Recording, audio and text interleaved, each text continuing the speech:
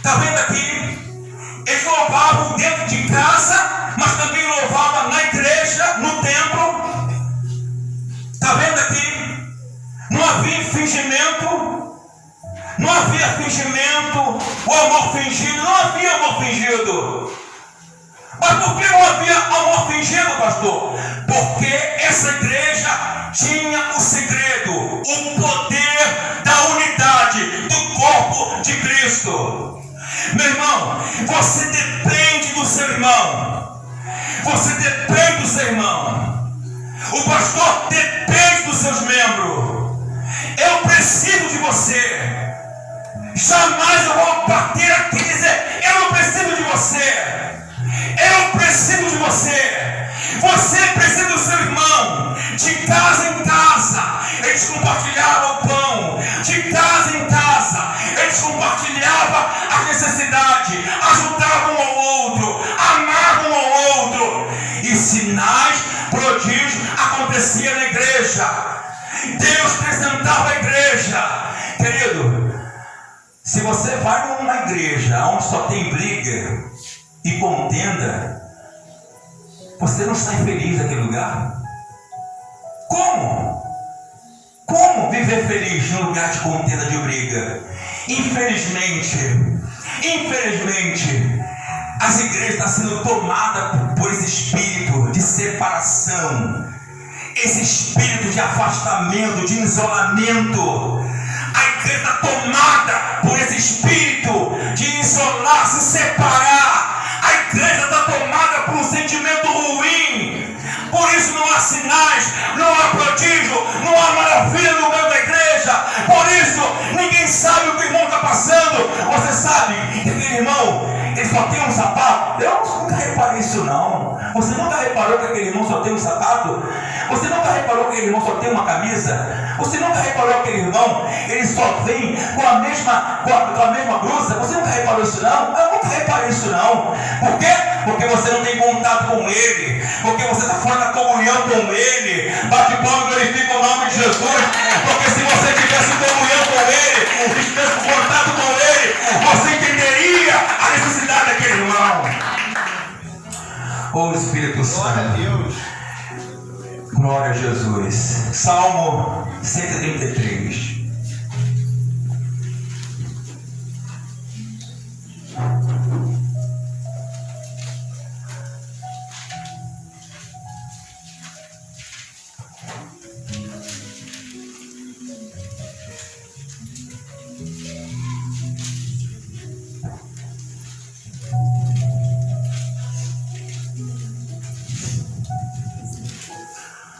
Salmo 133, versículo 1.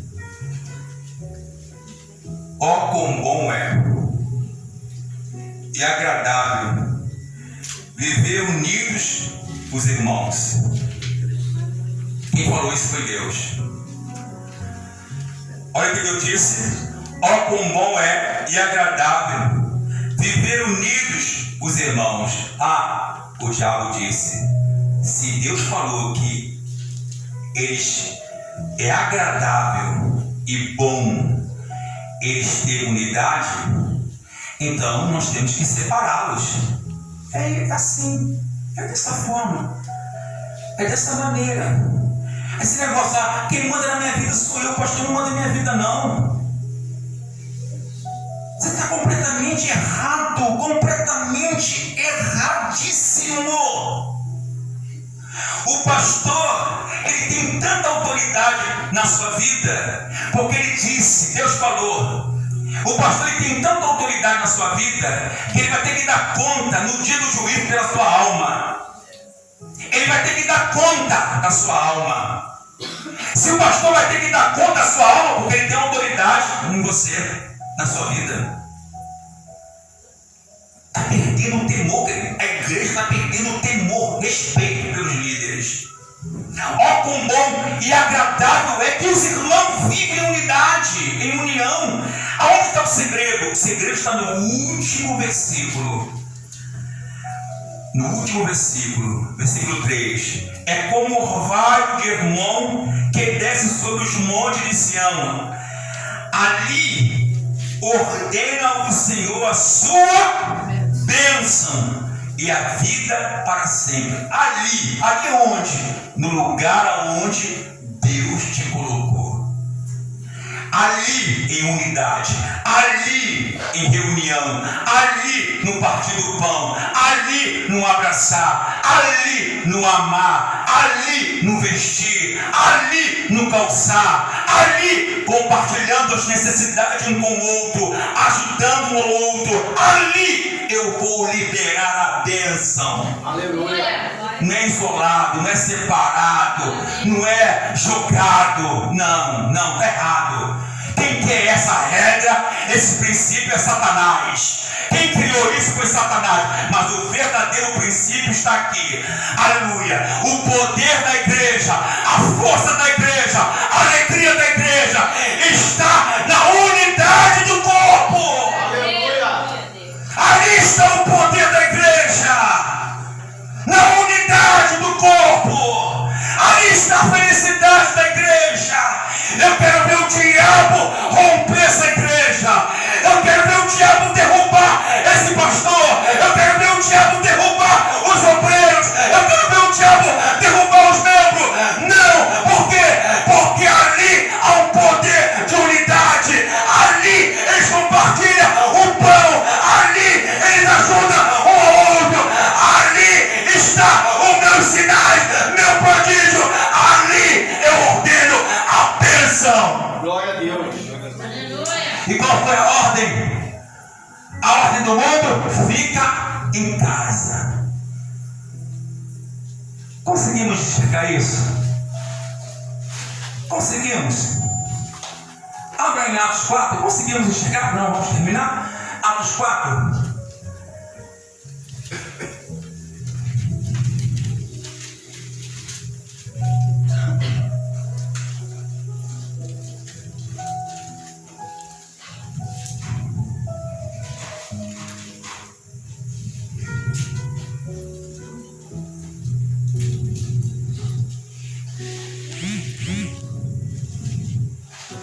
Glória a Jesus. Deus está nesse lugar. Atos 4:32. Da multidão dos que creram era o coração e a alma. Ninguém considerava exclusivamente sua nenhuma das coisas que possuía. Tudo, porém, lhe era comum. Com grande poder os apóstolos davam testemunho da ressurreição do Senhor Jesus.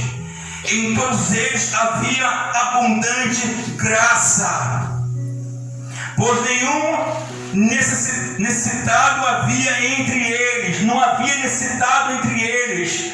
Por quê? Porque se eu tenho 2, 3 calçados, eu vou dar aquele calçado àquela irmã que não tem. Se eu tenho 2 ou 3 camisas, eu vou dar uma para aquele irmão que não tem.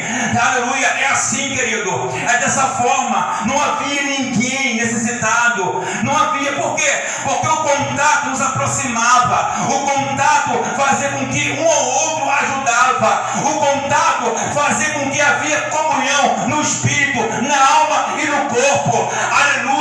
O contato, aleluia, havia um grande e poderoso propósito, a unidade, a força da igreja. Glória a Deus. A força da igreja. O que está acontecendo hoje é um falando mal do outro. Por onde Satanás entrou? Por onde ele entrou? Que porta ele entrou? Se a força está dentro do templo, como é que eu vou matar uma família? O diabo disse. Como que eu vou poder matar uma família? Porque dentro do templo eles louvam esse Deus. Dentro do templo eles têm amizade. Dentro do templo eles se unem. Dentro do templo eles são amigos. Dentro do templo um ora pelo outro, um ajuda o outro. Na casa a família é unida. O marido com a esposa, os filhos com os pais são unidos. Louva a Deus dentro de casa. Exalta a Deus dentro de casa. No templo está a família louvando a Deus, exaltando a Deus. O diabo disse: eu não posso entrar nessa casa,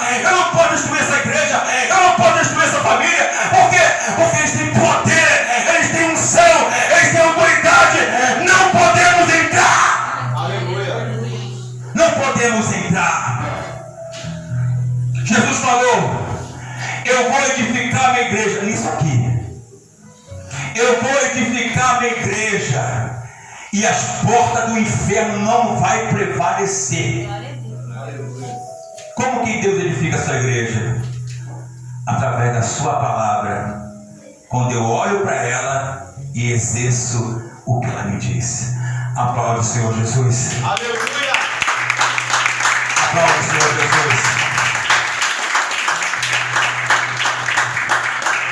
Você teria coragem de vender o seu carro, sua casa, para poder ajudar aquele irmãozinho que está passando necessidade? Teria. Cada um faz a seguinte pergunta: você teria coragem? Ou se nós estamos amarrados, presos?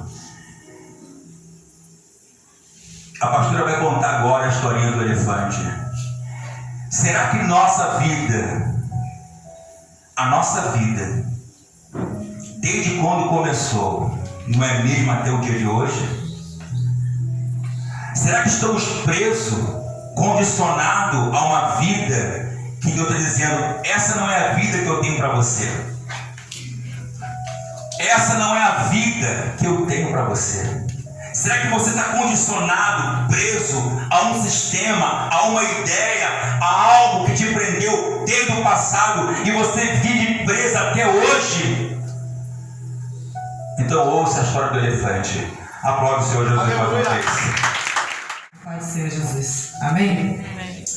Eu estava fazendo um curso de mentoria, e nesse curso, pela internet, a mentora, ela falou sobre a mente condicionada, e ela mostrou uma foto onde havia vários elefantes adultos, um do lado do outro, e eles estavam ali num espaço pequeno, estavam ali presos por uma estaca pequena, e uma corrente que era amarrada, né, na pata ali do elefante, ligado a essa estaca.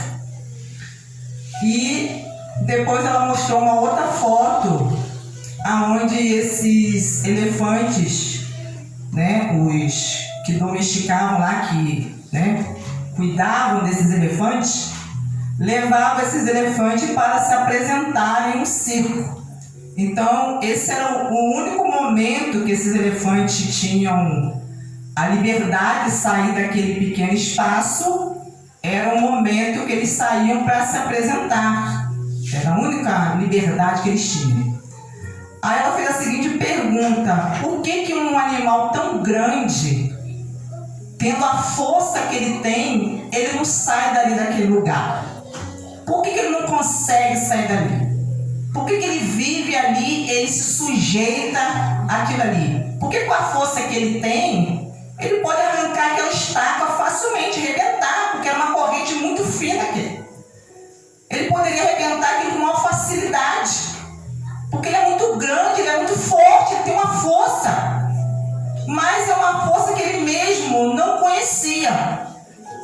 Aí ela explicou, sabe por quê? Porque desde quando ele era filhotinho, ele nasceu, ele foi colocado ali naquele lugar, preso por essa corrente e com essa estaca findada no chão.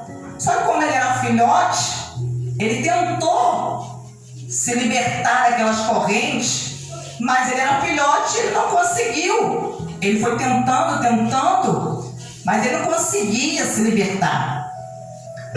E aí até que chegou um tempo que ele parou de tentar. Ele foi crescendo, e a mente dele ficou condicionada a viver daquela forma e naquele lugar. Sendo que Deus criou ele para ser o quê? Para ele ser livre. Não para ele ser preso, ficar preso. Então ela estava passando isso para que a gente fizesse uma reflexão e pensasse em relação à nossa própria vida, mostrando que às vezes há coisas tão pequenas que nos amarram, que nos prende, sendo que o Deus que nos criou com uma capacidade, um poder tão grande, que nós mesmos às vezes não conhecemos, porque coisas pequenas, mínimas, esses problemas mínimos que às vezes estão nos prendendo há anos, nos condicionando a um tipo de vida que não é a vida que Deus tem para nós. E às vezes nós acabamos aceitando aquilo ali porque a nossa mente foi condicionada, foi doutrinada. E a única coisa que a gente consegue enxergar é aquilo ali. E começamos a acreditar que a nossa vida é assim e que nós vamos morrer desse jeito. Sendo que nós temos um poder em nós, uma força em nós, que se nós utilizarmos essa força, esse poder, querido, nós nos libertamos dessa condição, dessa situação. Então como é que a gente explica, pastora?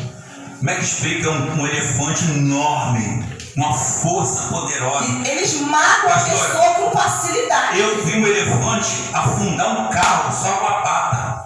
Agora, como é que você explica um elefante enorme, adulto, preso numa correntinha pequenininha? Essas correntes, tipo de amarrar, prender cachorro, fininha, Como é que explica uma coisa era dessa? aquilo tá preso, querido, na pata dele.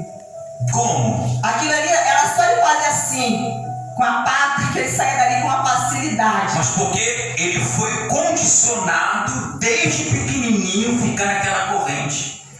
Quer dizer, ele tentou sair da corrente várias vezes, mas chegou um tempo que ele desistiu. Então ele cresceu com aquela mente, com aquele pensamento, que não poderia sair daquela situação. Será que não é isso que está acontecendo muitas vezes na nossa Às vezes o lugar onde você mora condiciona a tua mente. Porque você fica olhando para o lugar à sua volta, as pessoas com quem você se relaciona, e você começa a acreditar que a sua vida vai ser daquele jeito, você vai morrer assim. Você não consegue, às vezes, pensar fora aqui da caixa, entendeu? Você não consegue, às vezes, pensar fora. Você começa a pensar que você eu nasci aqui e vou morrer assim, né? Tem até uma música que fala, eu nasci assim e vou morrer assim. Não, às vezes a pessoa não consegue pensar. Às vezes os planos de Deus para a vida da pessoa são maiores, são outros. Mas porque a mente está tão condicionada que a pessoa acaba aceitando aquilo ali, Porque a sua realidade. Porque né? não é somente aonde a pessoa mora, mas também as amizades que a pessoa tem. Porque a amizade que você tem, ou você influencia elas para o bem, ou elas vão te influenciar para o mal. É verdade. Para o mal. Ou você vai influenciar, condicionar elas, apontar uma direção, ou elas, as amizades, vai te influenciar e te apontar uma direção errada. Por isso, pastora, que essa história do elefante identifica muitas pessoas. Porque tem pessoas que já se rendeu, não tem jeito. Eu já tentei, não tem jeito. De tanto lutar, eu cansei. De tanto lutar, eu estou cansado. Eu estou sem força e já se entregou. Então Deus olha e fala: você tem um poder, uma autoridade. Você é um plano que eu tenho na terra para desfazer a obra do diabo e fazer você prosperar na sua vida. Só que você está condicionado a uma falsa realidade. Às vezes isso acontece até no círculo, né? No ambiente familiar. Porque às vezes assim, a pessoa cresceu vivendo uma vida muito difícil, né? Uma vida muito difícil, sem recursos, com pouco estudo, e às vezes a pessoa começa a ficar com a sua mente condicionada, né?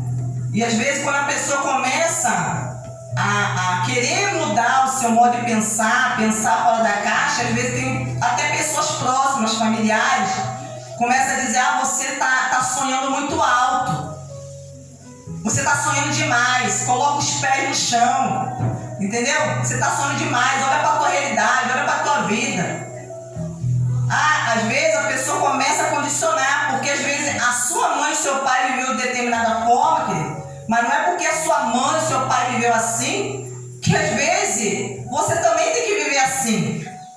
Que o que aconteceu na vida dele tem que se repetir, a história tem que se repetir na sua. Você é outro indivíduo. Entendeu? Você é outro ser, você é outra pessoa. Não existe ninguém na terra igual a você. Não existe ninguém na terra igual a mim. Pode ter alguém parecido, fisicamente, alguns traços, algumas semelhanças, mas igual não existe. Não existe. Então, às vezes, há muitas coisas que condicionam a pessoa. A falta de recurso, a falta de estudo, né? A pessoa fica olhando para tudo isso. E torna o quê? Uma mente escrava. Torna uma mente escrava. Poxa, se meu pai e minha mãe não teve um bom casamento, o diabo começa na mente da pessoa. Então o meu também não vou ter. Poxa, se o meu irmão separou, se a minha irmã se separou, então o meu casamento também não vai à frente. A pessoa começa a se condicionar a uma falsa realidade que está em sua volta, começa a ver coisas que não é para ver, começa a enxergar coisas que não é para enxergar, né? É uma tempestade dentro do copo d'água. Então Deus está falando assim: não, o diabo quer te manter sua mente escrava, o diabo quer te manter escravizado nos vícios, escravizado na pornografia, escravizado na situação financeira, mas o Senhor quer. Você quer ver um exemplo de mente condicionada? O povo de Israel vivia escravo no Egito, Deus os libertou com mão forte, queria levá-los a uma terra que manava leite e mel, mas quando eles estavam no deserto, porque o deserto era um lugar o quê? De transição, eles estavam passando pelo deserto, não era para eles ficarem ali, mas eles começaram a acreditar: não, que era melhor voltar para a velha vida, para o Egito, para aquela vida antiga, era melhor voltar. Olha a mente condicionada. Deus está falando: olha, eu tenho algo melhor, eu quero mudar a sua vida, mudar a sua história. Só que a mente condicionada está dizendo a você que não, que isso não tem como acontecer, que isso não é possível acontecer. Olha para você, olha a sua história, olha de onde você veio. Então a mente condicionada começa a fazer você pensar assim, em vez de você olhar e pensar, né, naquilo que Deus está falando para você. Aleluia. Amém?